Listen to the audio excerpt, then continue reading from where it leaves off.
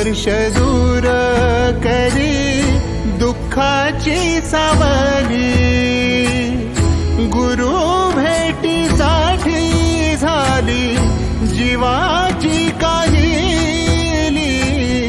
भक्त तुझा गुरुदेवा पुरता अटला, भेटला विठ्ठल माझा